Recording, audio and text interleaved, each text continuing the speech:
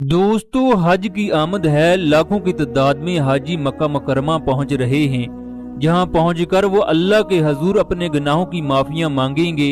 हज के दौरान ऐसे ऐसे वाकयात पेश आते हैं जिन्हें सुनकर इंसान का ईमान ताज़ा हो जाता है। इंसान की ज़बान से अल्लाह अकबर की सदाएं बुलंद हो जाती हैं। जहाज ने लाहौर से जद्दा के लिए उड़ान भरी। कुछ देर के बाद जहाज 40,000 फीट की बुलंदी पर परवाज कर रहा था। उसके अंदर 200 के करीब हाजी थे जो अल्लाह से अपने गुनाहों की माफियां मांगने के लिए जा रहे थे।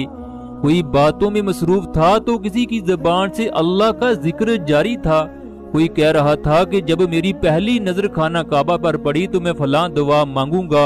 किसी की ये सोच थी कि मैं अल्लाह को मनाने के लिए जा रहा हूँ। बिजनेस क्लास के हाजियों से एयर होस्टेस बड़े अच्छे तरीके से पेश आ रही थी।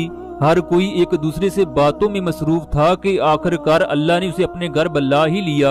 इन तमाम हाजियों में से एक हाजी जिसकी उम्र 40 साल के लगभग थी, वो भी अल्लाह के जिक्र में मसरूफ था।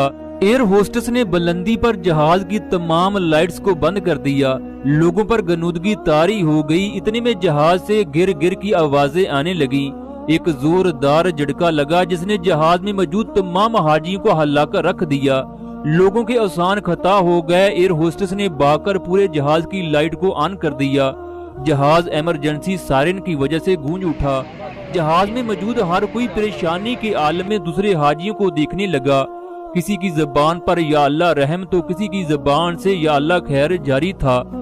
एक बूढ़ा आदमी परेशानी के आलम में कह रहा था, या अल्लाह मुझे माफ फरमा दे। किसी को कुछ पता नहीं था कि क्या हो रहा है। तमाम लोगों के दिल की धड़कन तेज थी कि आखिर झटका किस चीज का है, जहाज से आवाज क्यों आ रही है। सब लोग एयर होस्टेस की तरफ मतवज्जा थे कि क्या हुआ, किस चीज की ये आवाजें हैं।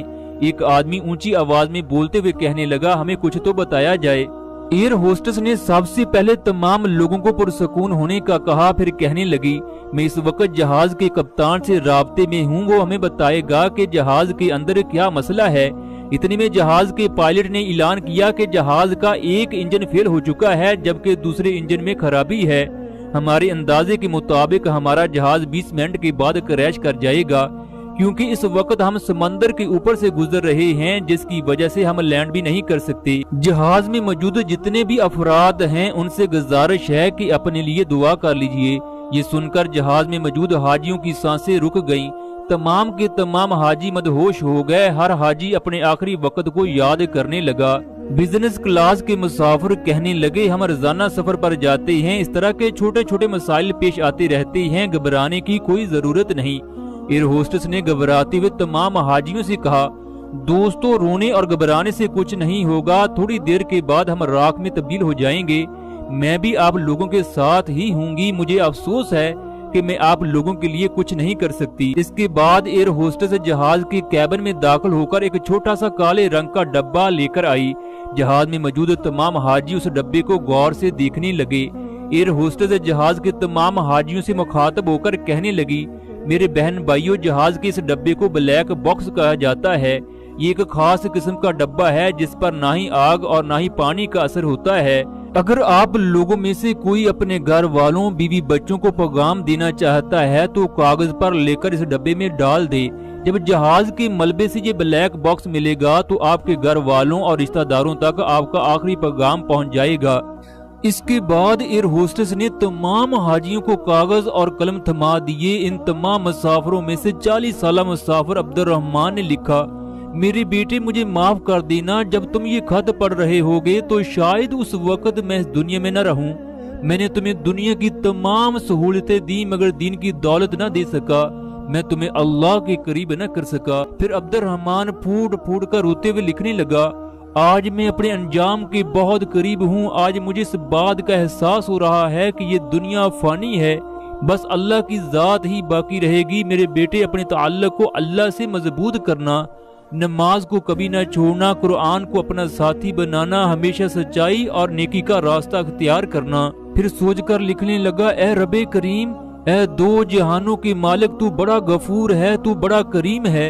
या अल्लाह, मैं सिर्फ तुम्हें खत लिखना चाहता हूँ। मेरी जिंदगी का आखिरी वक्त आन पहुंचा है। या अल्लाह, इस दुनिया का ये रस्मो रवाज है جب کوئی چھوٹا بڑے کے پاس جاتا ہے تو وہ اس کے لیے کوئی تحفہ کوئی نذرانہ لے کر جاتا ہے۔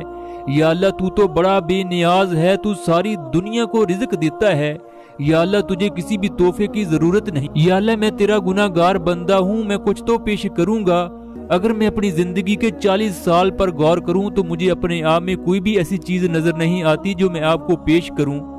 یا اللہ میں تیرے سامنے پیش ہونے کے لائق نہیں، میری ساری زندگی تیری نافرمانیاں کرتے ہوئے گزری ہے۔ یا اللہ میں ہمیشہ سوچتا ہوں کہ گناہوں سے توبہ کر کے تیرے سامنے جھک جاؤں، تجھ سے معافی مانگ لوں، تو معاف کرنے والا ہے۔ یا اللہ تو نے مجھے بے شمار نعمتیں دی مگر میں ان کا شکر ادا نہ کر سکا۔ یا اللہ میں معافی مانگنا چاہتا تھا مگر شیطان کے بہکاوے میں آ جاتا۔ یا اللہ میری کوئی بھی عبادت اس قابل نہیں کہ تیرے سامنے پیش کر سکوں۔ یا اللہ میں نے ساری زندگی لاپرواہی میں گزاری، میں ساری زندگی سوتا رہا، جب جاگ آئی تو میری زندگی کا آخری وقت آن پہنچا۔ میں نے دنیا کی تعلیم کے لیے 20 سال گزارے، پھر روزی روٹی کے پیچھے بھاگتا رہا، تیری حدود کو کراس کرتا رہا، کبھی نہ سوچا کہ تیری محبت میں کیا کیا، تجھ سے کس طرح کا تعلق بنایا۔ میں نے ساری زندگی 5 وقت کی نماز ادا نہ کی۔ یا اللہ مجھے بچا لینا۔ جو لمحات تیرے ذکر میں گزارنا چاہیے تھے وہ موبائل سوشل میڈیا پر گزارے، کھیل کود میں گزارے۔ جو وقت مجھے قرآن مجید کو سمجھنے میں گزارنا چاہیے تھا وہ دنیا کی تعلیم کے پیچھے گزارتا رہا، پھر سارا دن موبائل گیمیں کھیلتے ہوئے گزارتا رہا۔ یا اللہ ساری دنیا تیرا ہی نام لیتی ہے، تیرے نام سے محبت کرتی ہے، مگر میں بد نصیب تیرے نام سے دور رہا۔ آج اس جہاز پر جو بھی آفت آئی ہے وہ میری وجہ سے ہے، کیونکہ مجھے پتا ہے میرے گناہ کس قدر بڑے ہیں۔ اے میرے رب میرے پاس سوائے ندامت کے کچھ بھی نہیں، میرا دامن تیری عبادت سے خالی ہے۔ مجھے دولت سے اس قدر محبت تھی کہ میں نے دولت کو تیرے نام سے اونچا رکھا، میں نے تیرے نام کے ساتھ وفا نہ کی۔